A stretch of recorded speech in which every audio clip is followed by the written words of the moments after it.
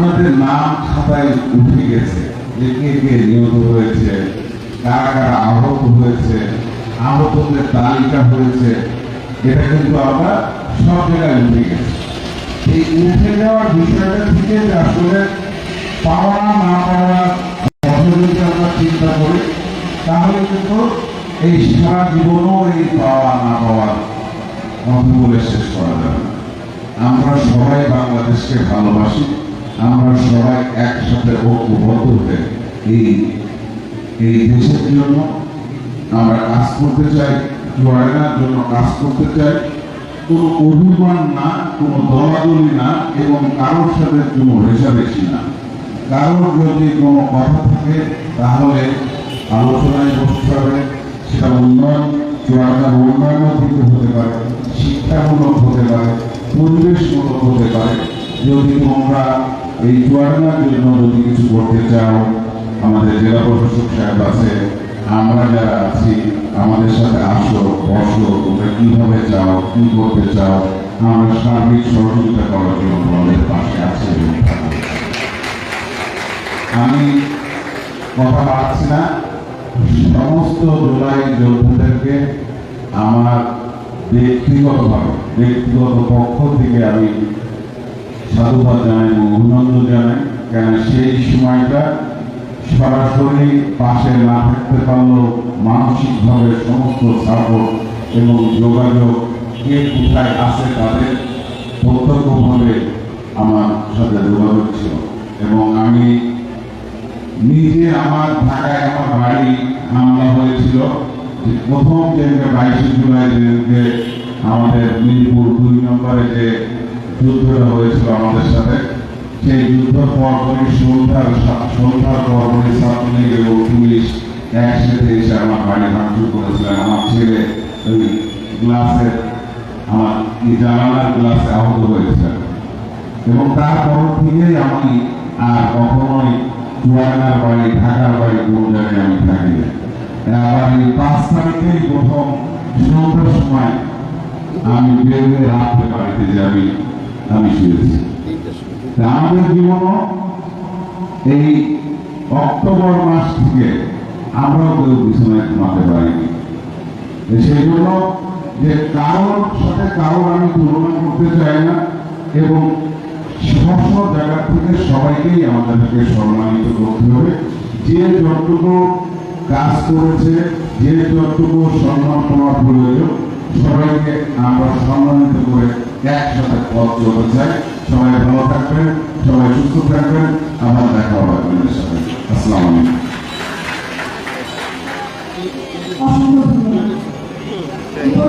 জুলাই গণঅভ্যুত্থান দিবসের তাৎপর্য তুলে ধরে মূল্যবান বক্তব্য প্রদানের জন্য বিনীত অনুরোধ জানাচ্ছি জনাব লুৎফর রহমান, সুযোগ্য জেলা প্রশাসক, অভিজ্ঞ জেলা ম্যাজিস্ট্রেট, চুয়াডাঙ্গা।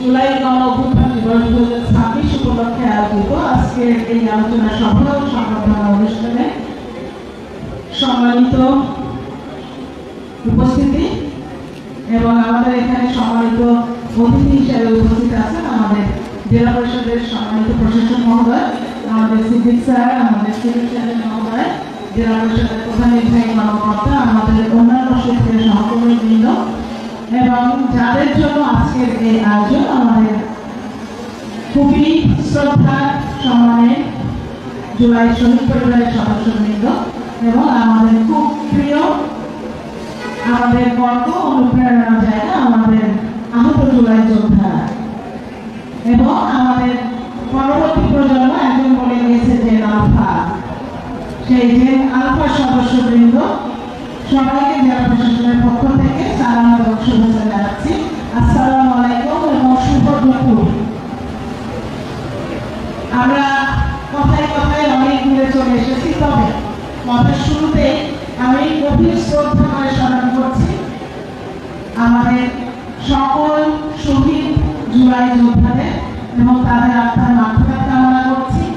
একই সাথে শ্রদ্ধা জানাচ্ছি সকল আহত জুলাই যোদ্ধা এবং আপামর জুলাই যোদ্ধা, সর্বশ্রেণী, সর্বপেশার, সর্বধর্মের, সর্ববর্ণে, যাদের হাত ধরে আজকে এই গণ অভ্যুত্থান দিবস আমরা পেয়েছি। একই সাথে আমি শ্রদ্ধার সাথে স্মরণ করছি আজকে এই দিনে আমাদের গাগরভুগা দর্শনার সীমান্তবর্তী একটি এরিয়া আট কবরে শুয়ে রয়েছেন যে আরেকজন বীর মুক্তিযোদ্ধা, যিনি মুসলিম লীগের দালাল কুবাব খাকে ঢুকে গিয়েছিলেন।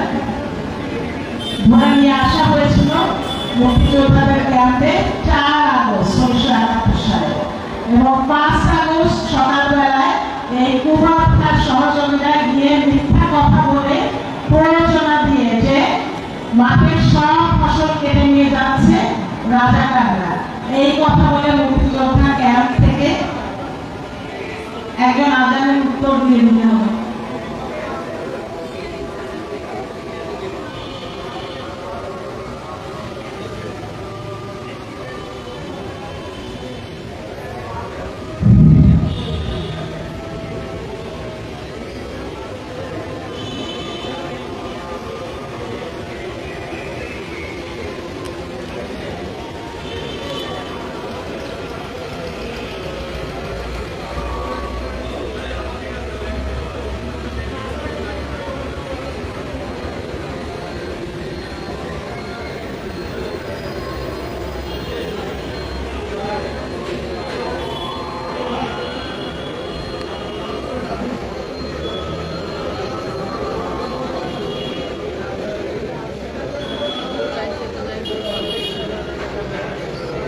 একটা মসজিদে আজান শেষ হয়েছে।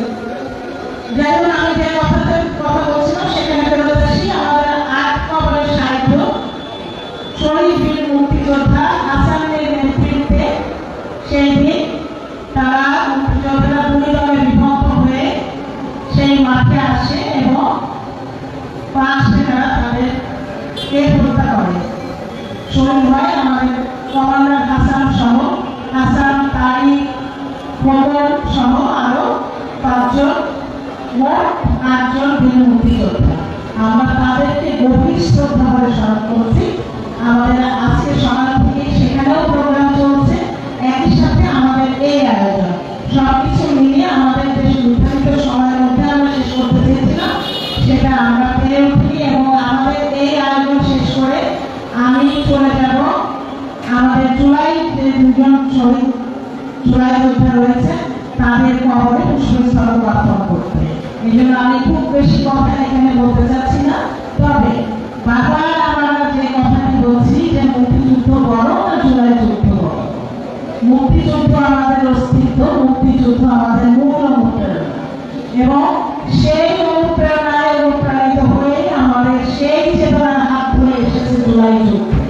কাজে আমাদের প্রত্যেকটি ঘটনার অবদান আলাদা আলাদা করে আমাদেরকে শ্রদ্ধা করে স্মরণ করতে হবে এবং প্রত্যেকটি ঘটনা, প্রত্যেকটি ইতিহাসের বাঁক থেকে আমাদেরকে ক্ষণে ক্ষণে শিক্ষা নিতে হবে। সেই শিক্ষা নিয়ে আমরা চাই যে